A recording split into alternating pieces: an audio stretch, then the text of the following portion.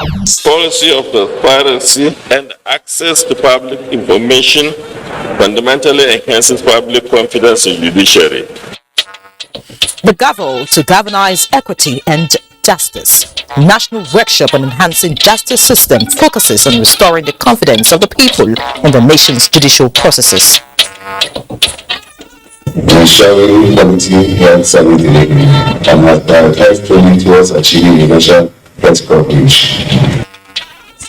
Ministry of Health gives healthcare workers shot in the arm in the fight against diseases.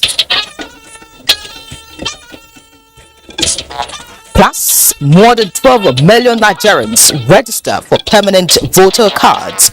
96 million ready to go to the polls next year, but some scammers also try to cash in.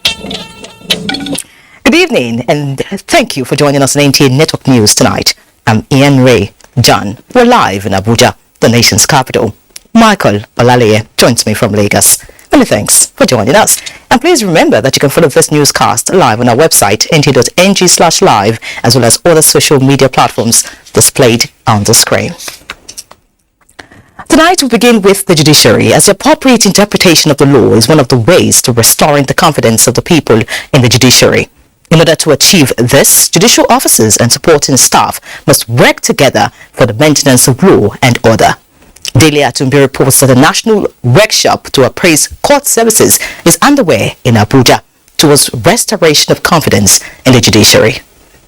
Convergence of judicial officers, court registrars, commissioners of oath, court clerks, bailiffs and process servers on Abuja is to evolve a way of promoting transparency, productivity and efficiency in the judiciary. This national workshop is tailored towards addressing pertinent issues bordering on efficiency and productivity of court staff. Participants, as the point of contact by the public, remain indispensable to the administration of justice. It is in the light of this that they must be up to speed with court processes and render efficient services. This will enhance delivery of justice for litigants. Policy of transparency and access to public information fundamentally enhances public confidence in judiciary. Transparency therefore reassures society that justice is impartial. Participants are expected to assist judicial officers in ensuring quick dispensation of justice. In Abuja, Daily Atumbi, NTA News. Meanwhile, in Nigeria, criminal trials involving defendants and pre-trial detainees are routinely hampered by the inability of defendants to afford legal representation. Now, the Federal Ministry of Justice has stepped in by inaugurating court duty solicitors who are expected to handle pro bono cases of indigent defendants before the inferior courts. The committee should ensure that there is a speedy trial of cases, there is the congestion of court docket, and that the detainees are not unduly or necessarily detained longer than necessary. The court duty solicitor scheme is yet another mechanism to ensure that vulnerable persons, particularly indigent, are not left to the whims and caprices of the criminal justice system without the benefit of a legal representation. The courts in our system are supposed to be theaters for the dispensation of justice, and this scheme is a good step in the right direction. The scheme is in addition to a similar task entrusted by the Administration of Criminal Justice Monitoring Committee to solicitors who handle sundry cases like bail applications at the police stations. And don't have access to a lawyer. When you don't see them, just like you see someone that has been brought out from a fish that has been brought out from the water. He looks confused. So we now step in. The pro bono legal practitioners have already commenced work at 3 magistrate courts in the Federal Capital Territory. Now talking health, Nigeria's Ministry of Health says it is paying more attention to the improvement of the standards of primary health care to control the spread of emerging infectious diseases in Nigeria by strengthening the capacity of medical experts through regulation and practice. Elizabeth Omari reports that the Minister of Health, State Ekumakama Joseph Nkama, stressed this at the 2021 induction ceremony of community officers in Abuja. In recent times, diseases with devastating effects such as COVID-19, monkeypox, Ebola and Lassa fever have continued to burden health facilities across the globe. The toll of these diseases on human health has propelled health institutions to strengthen surveillance and workforce capacity in response to disease outbreaks. Joseph Akingbe is a community health worker charged with the responsibility to ensure his community gets effective medical response. I must ensure that there is lower risk of people contacting endemic and epidemic diseases in the community. The Minister of State for Health insists that prevention and control of infectious diseases at the grassroots require political will. The government of President Muhammad Buhari is now resting on its oath in ensuring quality health service delivery and has prioritized training towards achieving universal health coverage.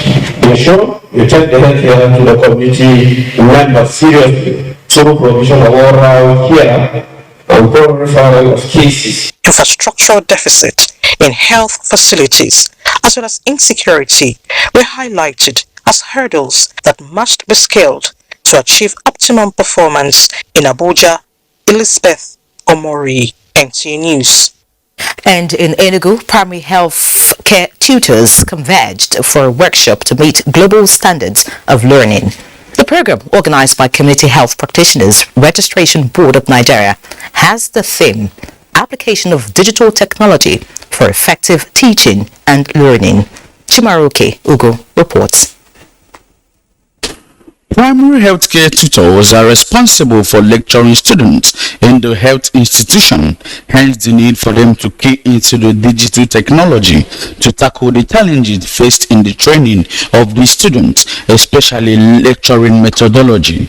The Registrar, Community Healthcare Practitioners Registration Board of Nigeria, Alhaji Bashi Idris, represented, noted that the workshop is apt to redefine the knowledge of the tutors with the modern and contemporary teaching methods.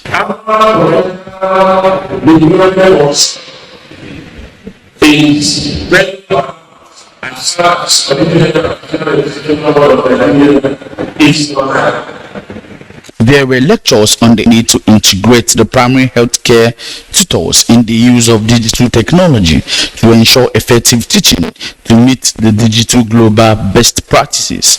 In Enugu, Chimaroke Ugu, NTA News.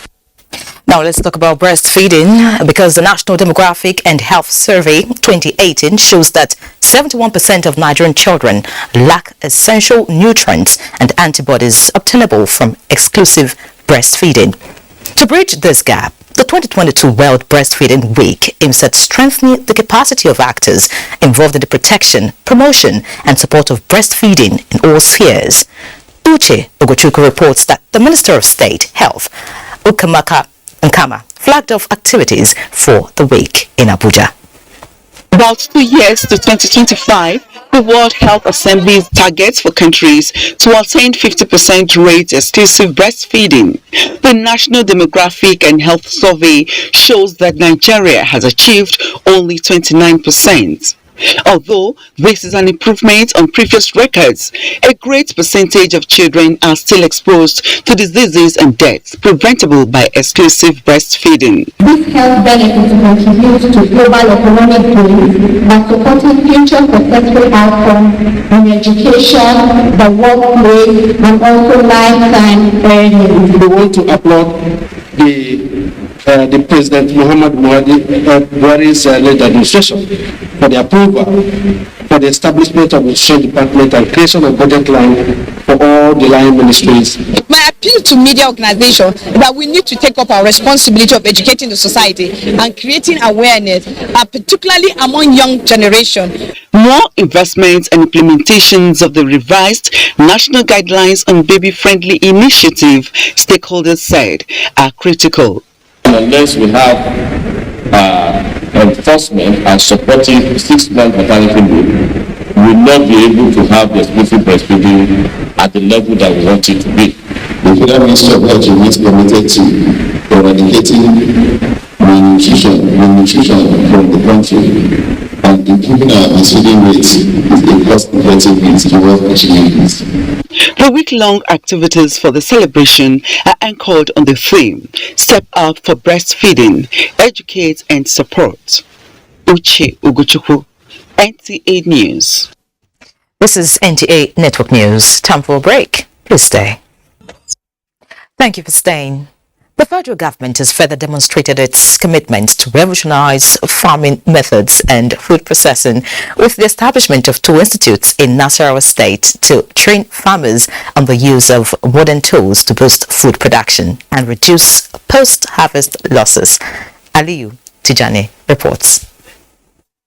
2 institutes are driving the revolution in the agricultural sector, which National Agency for Science and Engineering Infrastructure (NASENI) is implementing in collaboration with Nasarawa State Government. While Agricultural Machinery and Equipment Development Institute is cited in Lafia to effectively intervene in agriculture to revolutionize farming methods and food processing.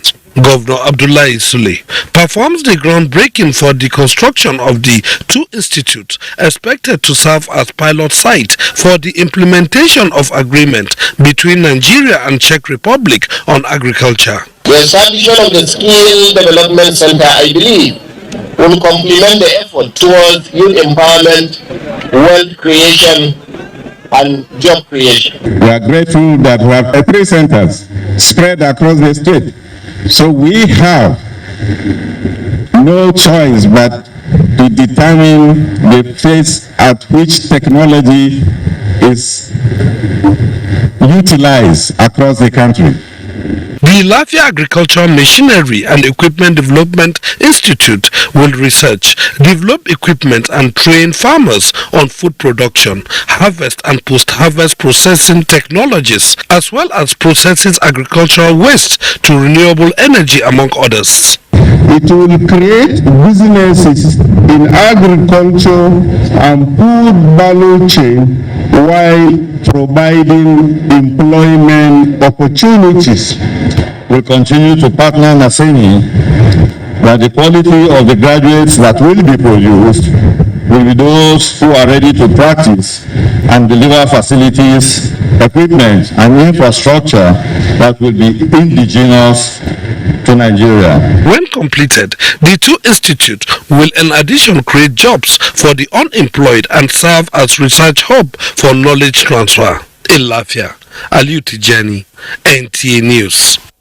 And away from agriculture, the Federal Mortgage Bank of Nigeria is evolving strategies to optimize performance in a bid to deliver affordable housing for Nigerians.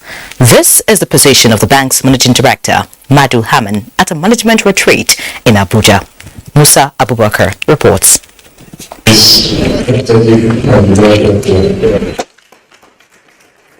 IPAC is the new corporate statement unveiled here for effective housing delivery by the Federal Mortgage Bank of Nigeria. The acronym, which stands for Integrity, Professionalism, Accountability, Customer-Centric, and Teamwork, is the new strategy to reposition the bank to tap its immediate, short, and medium-term future. This is driven by financial and social realities shaped by shocks of global pandemic and conflicts. Configured the strategy document to incorporate the vision and focus of the bank's new leadership in implementing Mr. President's mandate for affordable housing delivery to Nigerians, especially those in the low and medium income brackets. Despite setbacks from the shocks, the bank is said to have successfully executed 38% of its strategic initiatives, while 26% are ongoing. That the role of the Federal Mortgage Bank of Nigeria in boosting access to affordable housing is so crucial and significant. Of course, I acknowledge, as I said, the rent-to-own ownership issue. But is there nothing that we can do to help people who have to pay 2 to 3 years rent in advance from monthly salaries that they earn in arrears? The move is expected to make the bank resilient. In Abuja, I am Musa Abubakar, NTA News. Elsewhere, Leadway Assurance Company Limited has signed a memorandum of understanding with Federal Civil Service Staff of Nigeria Cooperative Society Union, FEDCOP, to deepen insurance penetration in the country. Olusheye Adiagbo reports that the recent partnership between FEDCOP and Leadway comes with a policy which targets better cooperative services for Nigeria's civil servants. Leadway Assurance Limited, an insurance company in Nigeria, is sealing this deal with FEDCOP, an umbrella body of cooperative society union in all ministries, departments and agencies, with over 150 registered cooperative societies and about 300,000 individuals drawn from the 36 states of the Federation and the FCT. This is coming as a 3-in-1 package: the Group Life Assurance, Personal Accident Plan, and Group Deposit Administration, which will benefit members of FEDCOP.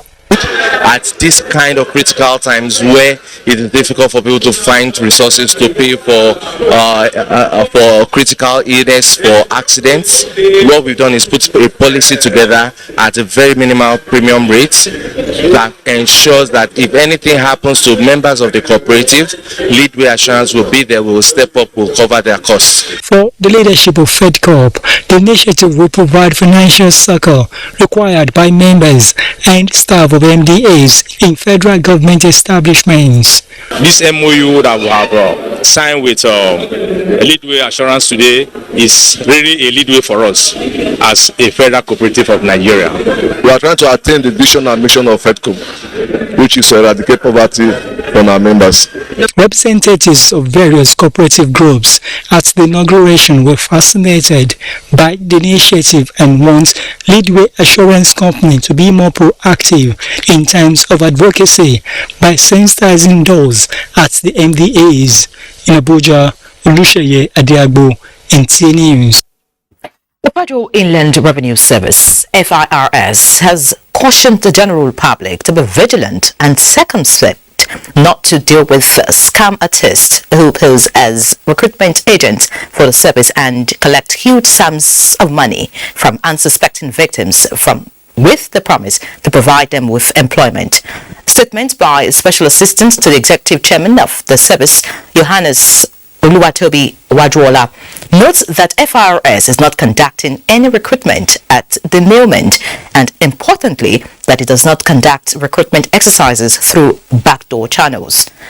Should the FIRS at any instance have need to expand its workforce and consequently seek to recruit competent hands to carry out the task of revenue mobilization for the nation, the public can rest assured that the service would follow appropriate channels and processes in doing so, including advertisements on public channels of communication, followed by rigorous screening, interviews, and examination exercises. Now, looking at the oil and gas industry, the Nigerian Midstream and Downstream Petroleum Regulatory Authority is engaging key players on 10 proposed regulations towards seamless processes at the mid and downstream of the oil and gas industry. Lydia Samson reports that this is in line with Section 216 of the PIA, which mandates the authority to consult with stakeholders prior to finalizing any regulations or amendments to regulations. Along with preventing undue burdens on its partners, this is born from the resolve to enact policies that will enable investment and ease of doing business while creating employment opportunities for Nigerians. The authority chief executive, Farouk Ahmed, set the ball rolling in his opening remarks, noting that the exercise will be a continuous one. He reiterates that engagement with stakeholders to enable fruitful business is at the core of his regulatory philosophy. Opportunity will only come when there are investors. Investors will only come when there's clarity and transparency, and they know that yes, what they're investing into, there is going to be a return on their investment. And that's the whole idea of rolling out these regulations. For the stakeholders, the regulations to be considered by the forum will give further meaning to the legislative intent of the PIA, as the regulations will complement the PIA in unlocking the vast potential of the midstream and downstream sector. This is required to attract much-needed investments and create opportunities in the sector. Hence, the need for stakeholders' participation and engagement in developing regulations, processes, and procedures. As intended, the regulations to be considered by this forum gives further meaning to the legislative intent of the PIA. Journalists took up the Minister of State Petroleum on the pump price of petrol. Well, I can tell you authoritatively, we have not deregulated. The government is subsidizing. If there are increases in price, it is not from the government. It's probably from the marketers. Experts are optimistic that the new regulations being reviewed will not only enable ease of business, but will further sanitize the mid and the downstream when properly harmonized. In Abuja, Lydia Sampson, NTA News.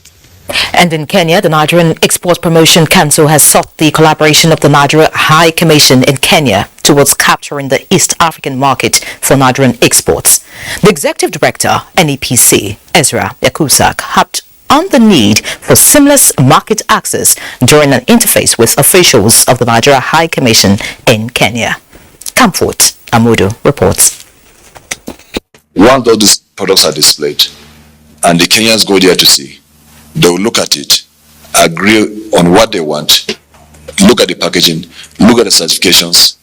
If they are okay, they will just order such products from the various or respective Nigerian companies. Focused on market integration and collective model to increase the trade volume between Nigeria and Kenya, the Nigerian Export Promotion Council is determined to expand Nigerian brands to East Africa, and officials of the Nigerian High Commission in Kenya hold the ace to make this trade expansion possible, hence this all-important interface. The essence is to see how we can capture the Kenya market, but not only the Kenya market, the East African community market. Of course, we know Kenya is very key. The idea was well received by the High Commission, with a promise to provide the enabling environment. Once you capture Kenya as the largest economy in East Africa, you have more or less captured all the countries in the region. This is a very good example of how the public sector and the private sector can work together. Trying to see how we can stay on the cutting edge of technology to solve some of these problems, which you have to engage as you go into the digital market space, which is really what really drives export now. The NEPC is also set to open an export trade house in Kenya to promote made in Nigerian goods in that country. From Nairobi, Kenya, Comfort Amudu, NTA News. Now time to have some business news, and Musa Abubakar is here. Thank you, Iyeri. OPEC Secretary General Haitham Al-Ghazi of Kuwait has assumed office with the commitment to continue in the strive towards the stability of the global oil market, following the legacies of his predecessor, the late Muhammad Sanusi Barkindo. Lydia Samson reports that shortly on assumption of office, Al-Ghazi interacted with some Nigerian journalists during a virtual media briefing. He commended his predecessor for his efforts towards achieving balance and stability in the global oil market. He says as Secretary General of OPEC, late Barkindo championed the producer-consumer dialogue aimed at establishing a consensus on some of the major issues of concern to all the parties, such as market stability, security of demand and supply, investment and sustainable development.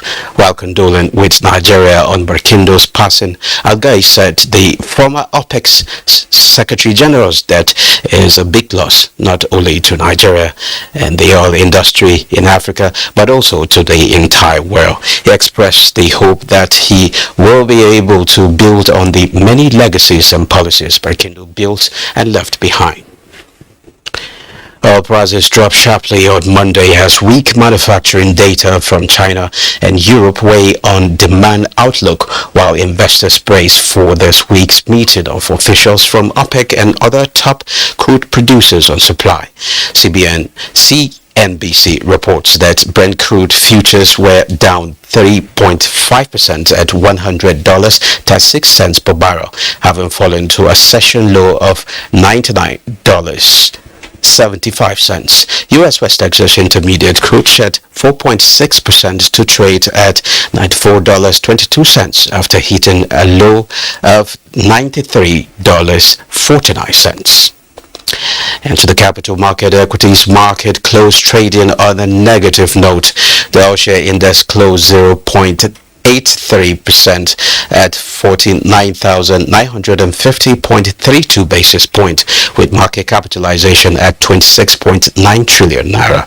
A total of 176 million volume of shares worth 2.2 billion naira exchange hands in 4,965 deals at the end of the day's transaction. The financial services industry dominated activities. That's business news. Well, it's time to join Michael Olale in our network, Lagos Network studio.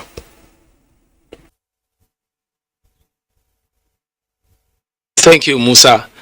The Minister of Communications and Digital Economy, Professor Isa Ali Pentami, has rejected the idea of increasing the tariff and voice for telecom operators in the country. He made his position known at the opening of the maiden edition of the Nigerian Telecommunications Indigenous Content Expo in Lagos, where he also launched an indigenous social media application. Hinginojan Adams reports.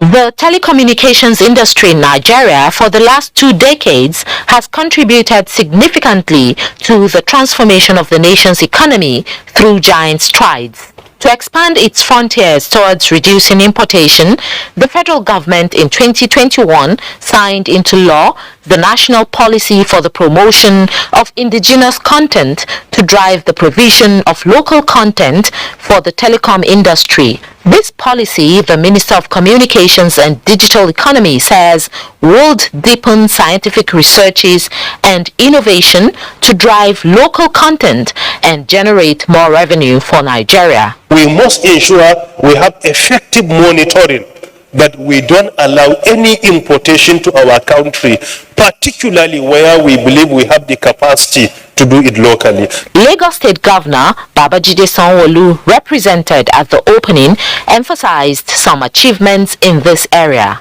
What Lagos is trying to do is de-risk that side of the deployment phase so that companies can begin to focus on product innovation.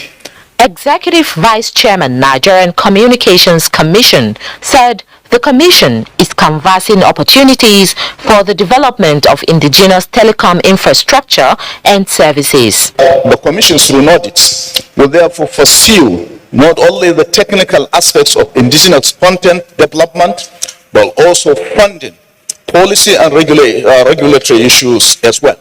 The 2-day event is also focusing on how to deepen indigenous content through effective regulatory framework and creating the enabling environment for capacity development in the telecom sector. In Lagos, Hinginu John Adams, NTA News. The global health community has been battling coronavirus and monkeypox. Now, Marburg is beginning to reappear, posing more threats to humanity. Though not in Nigeria, prevention, they say, is better than cure. In the report, Hinginojan Adams again examines the level of awareness and alertness of Nigerians. First discovered in Farore, Marburg and Frankfurt in Germany, as well as Belgrade in Serbia in 1967, Marburg virus has traveled several miles, crossing borders and resurfacing with different variants in some countries. Ghana, a country close to Nigeria, has recently fallen prey to the virus. This is an indication that Nigeria may not be safe. How informed are Nigerians about Marburg virus disease? Have you ever heard about Marburg virus? Marburg virus? No, not really. Not at all. Can you spell it so I can Google it out? No, never. What's that? Though the virus is not in Nigeria, these responses show that relevant authorities have serious work to do in the area of enlightenment to keep the populace safe.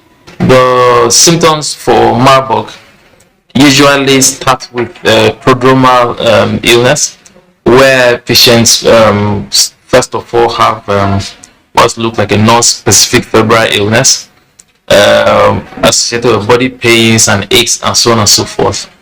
Eventually, patients start, experience what's called prostration. So they start having, obtundation. They start experiencing severe body weakness. The World Health Organization places fatality rate at 88%, but says with good patient care, deaths can be reduced. We already started building, courtesy of COVID, to build molecular laboratories where case detection can occur and provide disease surveillance so that the NCDC can guide government.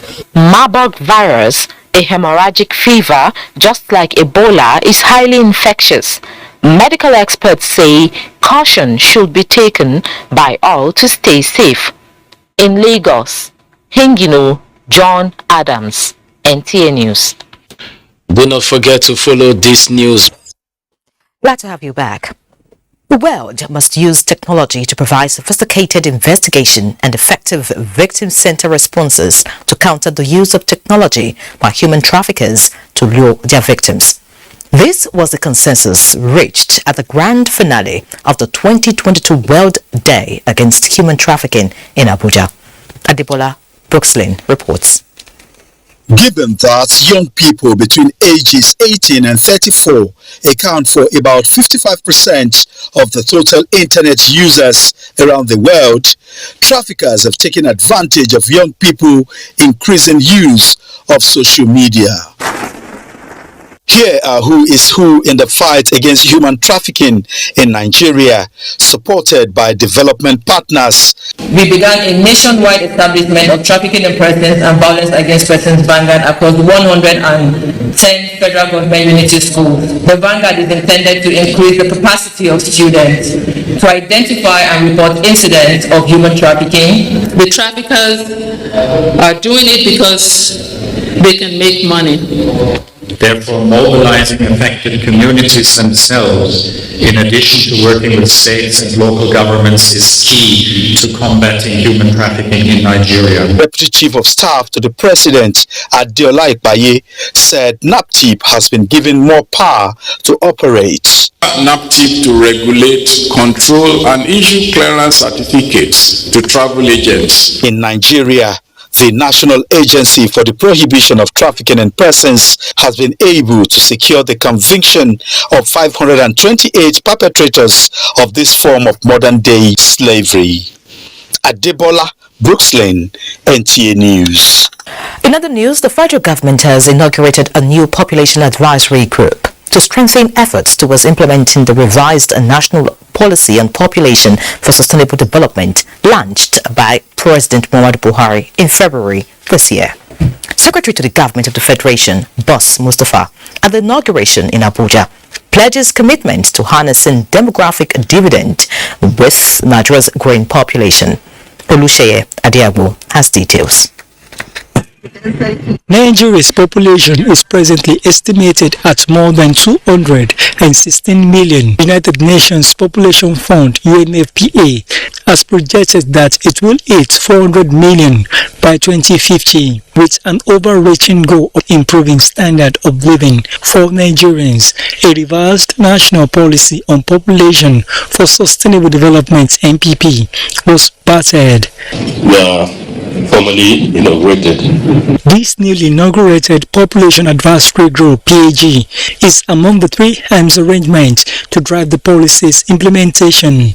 The Population Advisory Group, it should be noted, will be saddled with the responsibilities to guide, support and mobilize adequate resources for effective implementation of the national population policy. Consisting 15 members of eminent persons in the field of population and development. The commissioners are all going to their respective states and then form the state population advisory group. For the members, their selection is a call to serve, and they are already pledging to bring their experience to bear. In Abuja, Olusheye Adiagbo, NTA News. Now looking at electoral matters, barely 24 hours after the suspension of voter registration, the attention of INEC has been drawn to an online site urging Nigerians to enroll for voter card (PVC) registration, claiming that the federal government has approved individual voter card registration online to avoid unnecessary crowd in the NIMC centers. INEC, in a statement by its National Commissioner for Information, Festus Okoye, states that the site is not linked to the Commission and the link or portal is spurious and from a dubious source.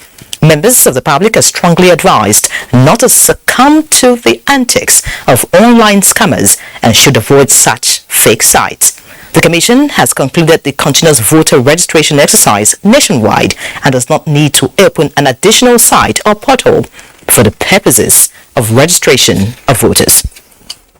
Meanwhile, INEC has officially released 12,298,944 as the number of voters registered before the suspension of the exercise on the 31st of July 2022.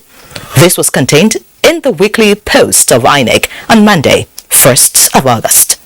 Adding this number to the existing voter strength of 4,084 before the 2019 elections brings the total number of voters in the 2023 elections to 96,303,028. Also, the INEC Electoral Institute is carrying a post-mortem on the Ekiti and Osun governorship elections. Though the two elections were judged to be credible, the Electoral Institute notes that the review is necessary to identify areas that need to be improved upon ahead of the 2023 polls. And all reports we had across the country, observers, monitors, and all these things all praised the election as very, very successful. The exercise today is essentially meant for us to x-ray such kind of challenges if they were there, so that we can address them. The first way to actually correct your mistake is to accept you have made that mistake. We wouldn't know all the mistakes we made until the HODs, the state training officers, the LGTOs, and the people that are in the field, that our foot soldiers comes here to tell us some of the things. We have documented some, but they will tell us some. So we'll accept them and we'll correct, because that is the entire. We don't want any of those challenges to appear in 2023. Basically, by and large, that is the purpose of this. So it's a self-introspection, it's a self-assessment, it's self-evaluation, it's to interrogate ourselves. What did we do right? What did we do wrong? And how do we correct those ones? And like the chair said, there is no perfect election. And God willing, we hope to get 2020. And away from INEC, Vice Presidential candidate of the Labour Party, Senator Yusuf Datti Baba Ahmed, has disowned all social media handles in his name, carrying unverifiable information. At a press conference in Abuja, Senator Datti Baba Ahmed expressed surprise over some criminal elements using the social media in his name to create religious division, just to tarnish the political fortunes of Labour Party and its presidential candidate. I do not have a verified social media, so for safety reasons, consider all of them as unauthentic and fake. All are unauthentic, unverified, and fake. And there are too many for me to memorize. Like I said, some of them have misspelled, some of them are using the wrong format of my name, they are using wrong pictures, they are using old pictures of my name. So all are fake. He said relevant security agencies are already investigating the fake media handles. Let's have a bit of sports news now, as Team Nigeria has continued to prove her strength in weightlifting with an additional medal in the day 4 of the ongoing November to 16 September 2022, 2 weeks.